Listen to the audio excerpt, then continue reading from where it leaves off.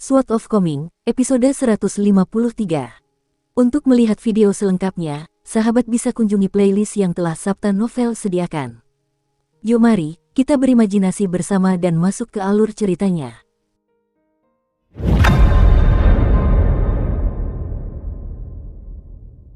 Dengan ketukan kakinya, cendekiawan tua itu melangkah melewati 400 km sungai dan gunung dan dengan anggun mendarat di lokasi di mana Chen Pingan baru saja melancarkan serangan pedang. Ia mulai berjalan perlahan, mengangkat lengan dan menekuk jari-jarinya sambil mengetuk-ngetuk udara di sekitarnya. Rasanya seperti ia sedang mengetuk pintu-pintu yang tak ada. Namun, tak ada jawaban, sehingga cendekiawan tua itu tak punya pilihan selain menurunkan tangannya dan berkata dengan kesal, "Ini tak masuk akal. Perilaku seperti ini sama saja seperti mendirikan tenda di rumah orang lain. Lupakan saja, aku akan menunggu saja." Cendekiawan tua itu dengan sabar menunggu roh pedang itu muncul. Setelah menunggu lama, ia berdiri di tempat untuk merenungkan sebuah pertanyaan yang sulit. Ia sama sekali tidak tampak tidak sabar. Riak cahaya muncul di udara, setelah itu seorang wanita jangkung melangkah keluar dari kehampaan yang samar-samar terlihat sambil menggendong Chen Pingan di tangannya. Cendekiawan tua itu tersadar, dan langsung berkata, "Aku mengaku kalah. Jangan bertarung lagi. Lagi pula, dua serangan pedang yang tersisa sudah tidak penting lagi, kan?" Ada sedikit senyum di wajah roh pedang itu, dan dia bertanya, "Lalu bagaimana kita akan menyelesaikan dua provokasimu terhadapku? Kesalahan yang sama tidak boleh dilakukan lebih dari 3 kali, kan?" Kata cendekiawan tua itu sambil tertawa. Wanita jangkung itu memandang ke arah Gunung Tassel dan bertanya, apakah dia dewa gunung baru di Gunung Tassel? Sudah berapa lama dia berada di posisi ini? Tepat 6.000 tahun, jawab cendekiawan tua itu. Dalam 3.000 tahun lebih sebelum itu, situasinya kacau balau dengan dewa-dewa yang berganti-ganti di mana-mana. Semua martabat hilang, dan Gunung Timur, Gunung Rumbai, juga memiliki 3 pemilik berbeda pada masa itu. Selama periode paling kacau, Gunung Rumbai pernah dipandang sebagai kekuatan milik ortodoksi iblis, yang telah dikalahkan oleh musuh. Itu benar-benar masa ketika etika runtuh dan kekacauan mengambil alih. Namun, Dewa Gunung Tassel Mountain saat ini telah mampu menjaga stabilitas selama 6.000 tahun. Meskipun keberuntungan berperan dalam hal ini, alasan yang lebih besar adalah kekuatannya yang mengerikan. Tinjunya cukup kuat, dan dia juga tidak takut menantang orang lain. Karena itu, siapa yang tidak takut padanya? Roh pedang itu mencibir dan berkata, etika runtuh dan kekacauan mengambil alih. Mungkinkah ketiga ajaran tidak senang dengan pembagian keuntungan? Atau mungkin dunia agung mengalami kebuntuan antara kebaikan dan kejahatan? Bagaimana dengan sang bijak etika? Dengan temperamennya, bagaimana mungkin dia bisa berdiam diri saja? Sarjana tua itu mendesah dan menjawab, ceritanya panjang. Lupakan saja. Wanita jangkung itu menggenggam tangannya di belakang punggung dan berkomentar dengan ekspresi yang semakin mencemooh. Dengan situasi yang sudah tenang, wajar saja mereka mengalami konflik internal. Haha, begitulah pertarungan antara Dao Agung dan pertikaian antara 100 aliran pemikiran. Memang seru, tapi apa hasilnya? Apakah dunia benar-benar menjadi tempat yang lebih baik? Cendekiawan tua itu melirik roh pedang, dan nadanya sangat tegas saat berkata, sekte Konfusianisme tentu saja tidak bisa dianggap begitu jernih sehingga orang bisa melihat dasarnya. Tidak semua orang berbudi luhur atau mulia. Namun, para bijak Konfusianisme kita telah mencurahkan hati dan jiwa mereka untuk mewujudkannya, dan tidak berlebihan jika dikatakan bahwa mereka bekerja keras dan melewati kesulitan yang tak terhitung jumlahnya. Dengan demikian, inti fundamental Konfusianisme selalu lurus dan murni. Anda tidak dapat menyangkal hal ini dengan pernyataan sederhana. Apakah ini yang ketiga kalinya? Tanya roh pedang dengan suara geli. Berbeda sekali dengan sikapnya yang acuh tak acuh saat itu, cendekiawan tua itu secara mengejutkan enggan mundur selangkah pun saat ini. Suaranya tenang saat berkata, jika kau merasa ini salah, aku bisa menyampaikan fakta dan alasan serta menjelaskannya kepadamu selama ratusan ribu tahun. Sementara itu, kau juga bebas menggunakan pedang untuk menyampaikan alasanmu sendiri. Wanita jangkung itu dengan saksama mengamati cendekiawan tua kurus itu dari atas ke bawah. Apakah kau benar-benar menghamburkan hartamu sebagai seorang bijak dan hanya menyisakan jiwamu? Apakah kau benar-benar memperlakukan dunia ini sebagai tempat untuk menampung jiwamu? Sarjana tua itu terdiam sejenak sebelum menjawab, itu benar. Wanita jangkung itu menahan hasrat membunuhnya yang spontan dan berkata dengan ekspresi rumit, setelah bertahun-tahun, hanya kalian berdua yang berhasil melakukan ini. Namun, aku sangat penasaran dengan alasanmu. Apakah karena kau menghormati pilihan orang itu? Atau karena kau tidak punya pilihan lain? Kemungkinan pertama sangat kecil. Ini berkaitan dengan Dao Agung, jadi kukira para tetua di sekte Konfusianisme itu tidak akan membiarkanmu berhasil, meskipun ini bukan tugas yang menyenangkan. Meniru mereka yang lebih baik dari diri sendiri adalah hal yang wajar dan benar, jawab cendekiawan tua itu dengan tenang. Wanita jangkung itu merenung sejenak sebelum melirik Chen Pingan dan terkekeh, tak hanya tujuan kita tercapai, tapi kita bahkan melampaui semua harapan. Mengingat kau telah membuat pilihan ini, dan yang lebih penting demi tuanku, mari kita simpan 2 tebasan pedang itu untuk nanti, ya. Kalau aku tiba-tiba merasa kesal padamu di kemudian hari, kita bisa menyelesaikan masalah baru dan lama bersama-sama. Sarjana tua itu langsung menghentikan aksinya, ekspresi seriusnya langsung lenyap. Ia menepuk kakinya dan terkekeh, ya, mari kita simpan untuk nanti. Menyimpannya untuk nanti itu bagus. Semua manusia di dunia ini suka menyimpan sesuatu untuk nanti di malam tahun baru. Mereka sengaja meninggalkan beberapa piring yang belum selesai untuk keesokan harinya, dan ini menandakan bahwa akan selalu ada cukup makanan untuk dimakan dan digunakan. Ini pertanda yang sangat baik. Sarjana tua itu tampak gembira karena berhasil lolos hidup-hidup, tidak peduli bagaimana orang melihatnya. Akan tetapi, roh pedang itu tidak menghiraukan hal itu dan berkata dengan suara dingin, biarkan kami keluar. Sarjana tua itu mengibaskan lengan bajunya dan melangkah maju sambil berkata dengan suara lantang, dengan kepala mendongak ke belakang dan tertawa keras, aku keluar lewat pintu. Chen Pingan tiba-tiba teringat sesuatu, dan ia bertanya dengan suara pelan, apakah serangan pedangku tadi sangat mengecewakan? Gunung besar itu sepertinya tidak bergerak sama sekali. Senior itu juga mengatakan bahwa bakatku dalam pedang akan ditentukan oleh berapa banyak karakter yang bisa kutahan. Meskipun aku tidak mau menerima mereka, karakter-karakter itu tampaknya juga enggan mendekatiku. Apakah ini berarti bakatku dalam pedang akan sama biasa dengan bakatku dalam tinju? Chen Pingan semakin terpuruk, dan melanjutkan, senior itu juga berkata bahwa jika aku berlama-lama, aku hanya akan mampu melancarkan serangan pedang setara dengan tingkat ke-7 atau ke-8, bahkan jika aku diberi basis kultivasi tingkat ke-10. Siapapun bisa membuka mulut untuk melontarkan retorika agung dan membuat deklarasi yang menggemparkan. Namun, segala sesuatu di dunia ini sulit justru karena harus dilakukan selangkah demi selangkah. Chen Pingan, penduduk desa dari Clay-Fase Eli, memahami prinsip ini dengan sangat baik. Roh pedang itu mengulurkan tangan untuk mencubit wajah anak laki-laki itu. Ia tersenyum dan menjawab, nanti juga kau akan tahu. Wajah Chen Pingan memerah. Ia ingin mengatakan sesuatu, tetapi ia ragu-ragu. Roh pedang itu telah menjalin hubungan batin dengan Chen Pingan sejak lama, dan ia meraih tangan pemuda itu lalu perlahan berjalan menuju pintu yang mengarah keluar dari gulungan itu. Saya tahu, Tuan. Saya pasti tidak akan sesantai itu di depan gadis muda itu di masa depan, jangan sampai dia salah paham dan memperlakukan Anda sebagai orang yang tidak setia.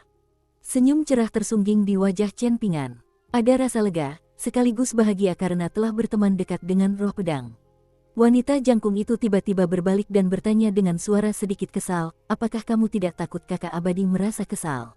Chen Pingan memikirkannya sejenak sebelum menjawab dengan sungguh-sungguh, aku akan minta maaf padamu kalau memang begitu. Tapi, kurasa beberapa hal memang seharusnya begitu.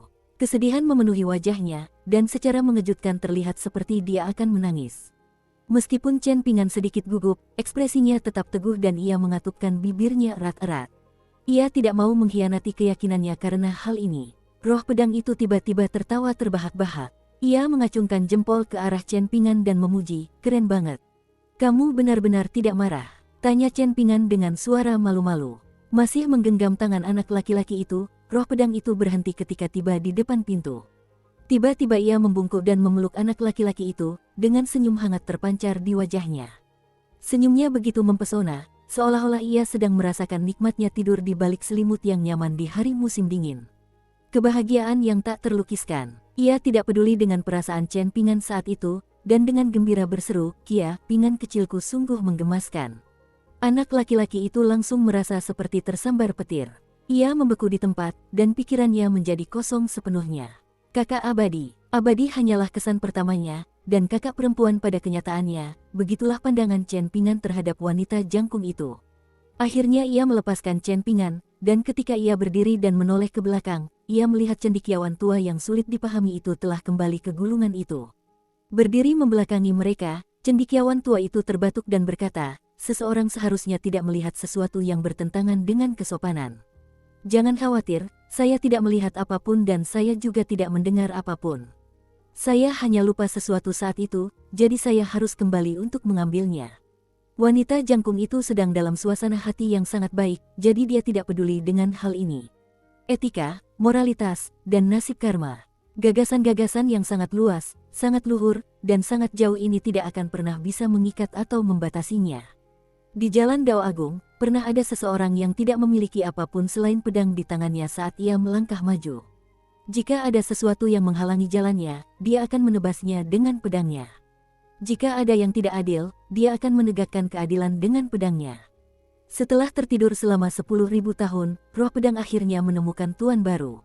Kedua tuannya berbeda bagaikan siang dan malam. Namun, dia tidak merasa kecewa. Jika awalnya ia memilih Chen Pingan, secercah harapan dan, jika, yang sangat kecil ini, karena Qi Jingchun, maka ia sekarang akan menolak untuk mendengarkannya bahkan jika Chen Pingan hidup kembali dan mengatakan bahwa ia salah dan seharusnya tidak memilih pemuda ini. Ia tidak akan mendengarkannya bahkan jika Chen Pingan menyampaikan ajaran dan prinsip yang lebih agung dari surga. Dia melepaskan Chen Pingan dan memberi isyarat agar dia pergi terlebih dahulu. Anak laki-laki itu keluar melalui pintu. Dukung terus channel YouTube Sabta Novel. Sambil menatap bahunya yang masih rapuh, roh pedang itu mengikutinya dari dekat. Setiap orang memiliki alam pikiran tertentu. Pemurni Qi menyebutnya ruang pil, sementara manusia biasa menyebutnya jantung. Danau pikiran hanyalah sebagian dari ini.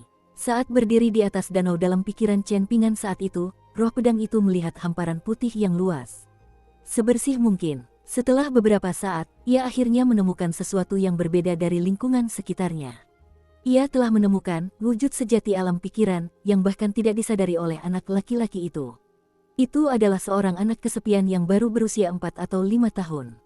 Ia meringkuk di tanah dengan lengan melingkari lututnya, dan ia duduk di sana sendirian tanpa seorang pun yang menemaninya. Di samping kakinya terdapat sepasang sandal jerami mini. Anak laki-laki kecil itu sering duduk di sana dengan linglung begitu saja. Di samping anak laki-laki kecil itu ada gundukan kuburan kecil dan tidak bertanda. Di dekat gundukan tanah pemakaman ini, terdapat 2 gundukan tanah lain yang ukurannya bahkan lebih kecil. Gundukan-gundukan tanah ini berbentuk seperti puncak gunung. Setiap kali anak laki-laki itu cukup beristirahat, ia akan memakai sandal jerami mininya dan berlari ke tempat yang jauh.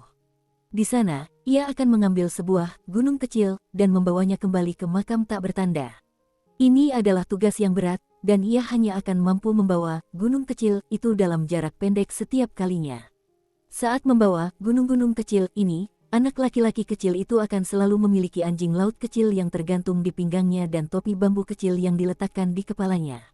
Anjing laut kecil itu akan berayun maju mundur mengikuti langkah kaki anak kecil itu. Namun anehnya, tidak ada gambaran mengenai rumah leluhur anak laki-laki itu dari Clive Vaseeli. Mungkin dalam benak anak laki-laki itu, ia sudah tidak punya rumah lagi untuk pulang setelah kematian orang tuanya. Karena itu, ia bersikeras menjaga gundukan tanah pemakaman kecil itu. Ekspresinya keras kepala, dan dia biasanya mengerutkan kening dan mengerutkan bibir. Namun, anak laki-laki itu sesekali juga tersenyum, dan ini mungkin karena ia telah mengalami sesuatu yang benar-benar pantas untuk disyukuri. Selama masa-masa itu, ia akan berbicara pelan kepada gundukan tanah pemakaman kecil itu. Bibirnya bergerak sedikit, namun tak ada suara yang muncul di benaknya. Namun, roh pedang itu memiliki ikatan batin dengannya, sehingga ia secara alami dapat mendengar kata-kata diamnya. Ibu, aku berkenalan dengan seorang kakak perempuan yang abadi. Dia sangat mirip ibu ketika tersenyum. Selain saat-saat ia membawa gunung-gunung kecil pulang, anak laki-laki kecil itu hampir tidak pernah meninggalkan gundukan tanah pemakaman kecil itu. Sesekali, ia tampak seperti sedang berpegangan tangan dengan seseorang saat berjalan sedikit ke selatan. Seolah-olah ia sedang berpegangan tangan dengan seorang gadis kecil. Namun, anak laki-laki itu masih diam-diam menoleh untuk melihat gundukan tanah pemakaman setiap beberapa langkah, jelas menunjukkan keengganannya untuk berjalan terlalu jauh. Meski begitu, ada satu situasi di mana anak laki-laki kecil itu akan menghentakkan kakinya dan berlari sangat jauh, dengan kepala kecilnya terangkat dan matanya menatap tajam ke langit. Seolah-olah ia sedang mengejar seseorang di langit yang telah pergi dan menuju ke tempat yang jauh. Sarjana tua itu memiliki ekspresi serius saat dia berdiri di dalam gulungan itu. Indigo diekstraksi dari bluegrass tetapi lebih gelap dari bluegrass, ini masih merupakan kemungkinan. Seorang tua mengangguk dan menjawab, benar. Ia terdiam cukup lama. Ketika menyadari seluruh dunia mulai bergetar sedikit, ia berkata dengan jengkel, "Kau begitu sabar terhadap anak muda itu, jadi tidak bisakah kau lebih sabar terhadapku juga?" "Oh, benar juga, kau bahkan tahu cara tersenyum sekarang. Jika legenda yang diwariskan oleh para dewa pedang kuno itu benar, bukankah para dewa kuat yang dibacok hingga hampir mati olehmu akan melotot jika melihatmu dalam wujudmu saat ini?" Cendekiawan tua itu menatap langit dunia kecil itu, dan tatapannya seolah menembus beberapa lapisan langit. Tiba-tiba ia terkekeh mengejek diri sendiri dan berkata, "Seperti langit yang tak pernah kehabisan energi, kita pun harus selalu berusaha memperbaiki diri." Sungguh pepatah yang brilian. Ini akan tetap berlaku bahkan setelah puluhan ribu tahun. Tak heran jika nenek moyang Konfusianisme kita harus dengan rendah hati menimba ilmu darimu saat itu. Kelihatannya, kami para cendekiawan bukan hanya lebih lambat dalam mengadopsi praktik berbicara dengan akal sehat, tetapi kami juga masih jauh dari mencapai tahap di mana kami dapat menguraikannya secara lengkap.